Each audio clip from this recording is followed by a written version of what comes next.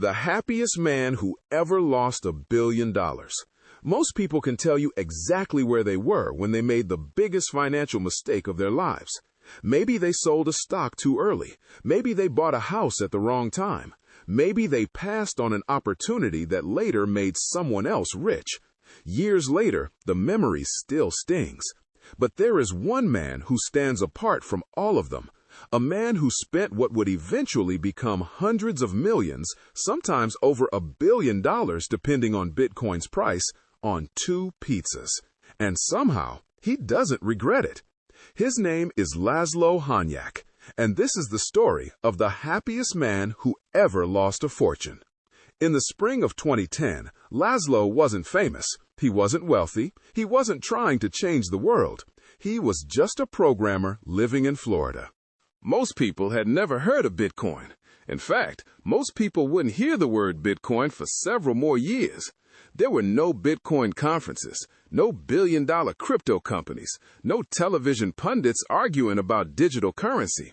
There was only a tiny group of enthusiasts scattered across the internet, a few programmers, a few hobbyists, a few curious people experimenting with something strange and new. To outsiders, it looked pointless. To insiders, it felt like they were witnessing the beginning of something important. Laszlo was one of those insiders. But unlike the investors who would arrive later, he wasn't obsessing over future wealth. He was fascinated by the technology, the challenge, the experimentation, the possibility. Back then, Bitcoin wasn't something people bought. You mined it. You ran software on your computer, and coins appeared. The process sounds unbelievable today. People spend fortunes on specialized mining equipment now. Entire warehouses consume enormous amounts of electricity chasing digital coins. But in 2010, ordinary computers could still mine Bitcoin. And Laszlo happened to be very good at it. He was one of the earliest people to realize that graphics cards could mine Bitcoin more efficiently than traditional computer processors.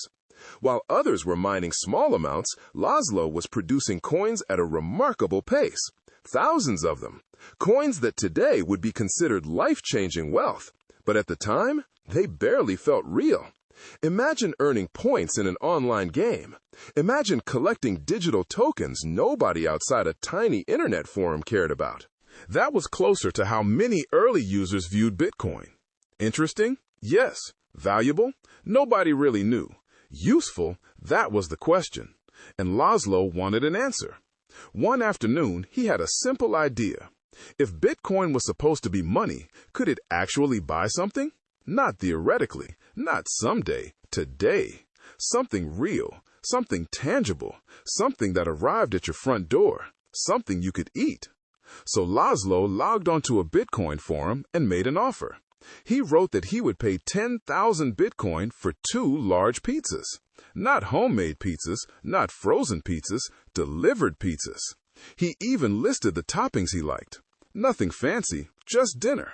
It wasn't a business proposal. It wasn't a calculated investment. It was an experiment, a challenge, a joke almost. At the time, 10,000 Bitcoin was worth roughly $40.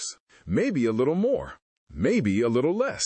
The exact number wasn't what mattered. The point was proving that Bitcoin could be exchanged for something in the real world. Then he waited, and waited, and waited. Because even in this small community, his request sounded unusual. Nobody knew if it would work. There wasn't a Bitcoin payment processor. There wasn't a crypto exchange connected to every merchant. There wasn't even a practical way for a pizza shop to accept Bitcoin directly. The entire system had to be improvised. For a while, nothing happened. Then a young forum member named Jeremy Stradivant saw the post.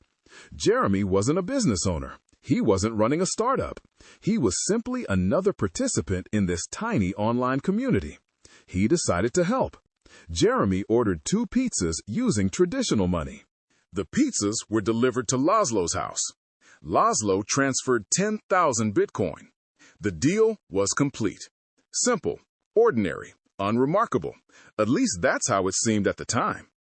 The funny thing is that nobody involved thought they had just made history.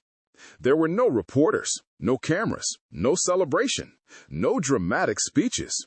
Just two people on the internet completing a transaction. One got pizza, one got Bitcoin. Everyone moved on. The pizzas were eaten, the boxes were thrown away. Life continued. If the story ended there, nobody would remember it. But the story didn't end there, because Laszlo wasn't finished. That's the detail most people never hear. The famous pizza purchase wasn't a one-time event. He kept doing it again and again. As far as Laszlo was concerned, the experiment had succeeded. Bitcoin worked. He could spend it, so why stop? He continued exchanging Bitcoin for pizzas.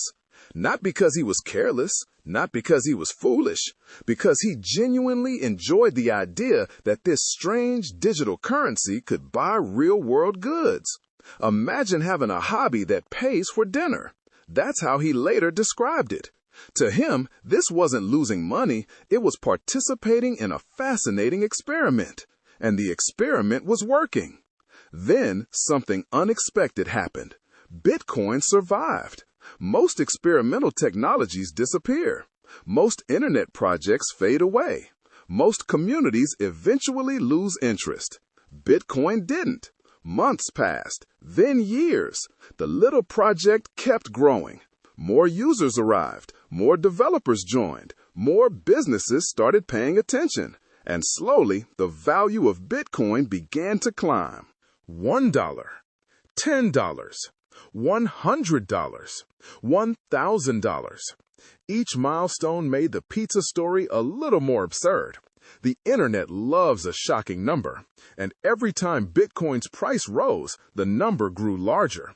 The headlines practically wrote themselves. The most expensive pizza in history. The man who spent millions on lunch. The billion-dollar pizza. People couldn't resist the story. They shared it everywhere. Every major Bitcoin rally brought the story back from the dead. The public loved imagining themselves in Laszlo's position. What would you do if you discovered you'd spent a fortune on pizza? How would you feel? Would you be angry, embarrassed, depressed? Would you replay the moment in your head every day? Most people assumed the answer was obvious. Of course he regretted it. How could he not? Then journalists started interviewing him, and they received an answer nobody expected.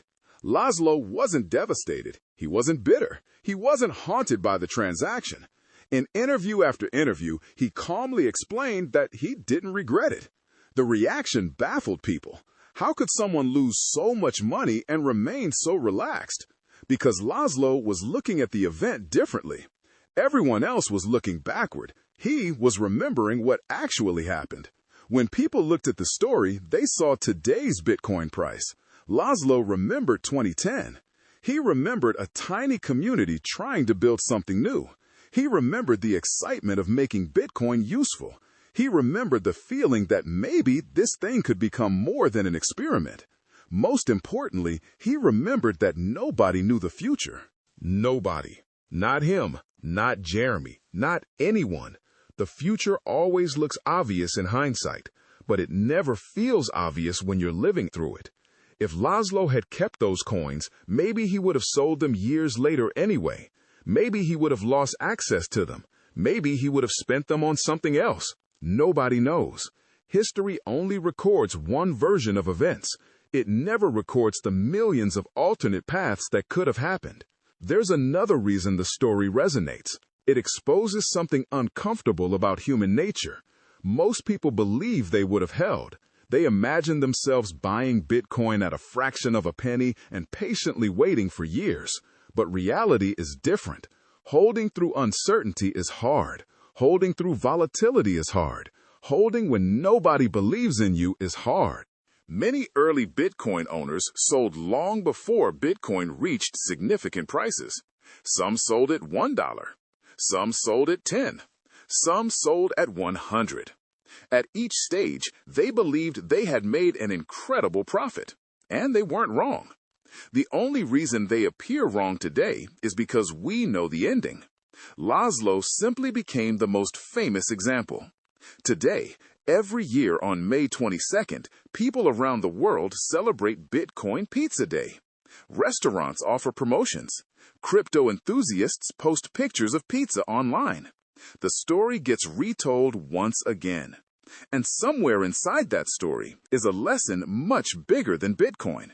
It's a lesson about hindsight, about opportunity, about the stories we tell ourselves. Most people hear this story and think it's about losing money.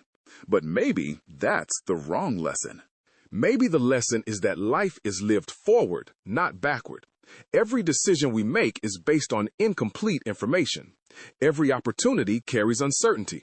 Every investment carries risk. Nobody knows which choices will become legendary, and nobody gets to see the future. One day, a programmer ordered pizza. One day, a young stranger helped him. One day, two people completed a simple transaction. Years later, the world transformed that ordinary moment into financial folklore. The world remembers the number. The world remembers the fortune. The world remembers the pizza. But Laszlo remembers something else. He remembers a small community trying to build the future. And he remembers being hungry, which may be why, despite everything that happened afterward, he remains the happiest man who ever lost $1 billion. Thanks for listening. If you enjoyed this story, please follow the page. We're a new channel trying to reach more listeners like you, and your support truly helps us grow and continue sharing stories that matter. Don't forget to like and leave a comment. And if you have a story of your own you'd like to share, send it in.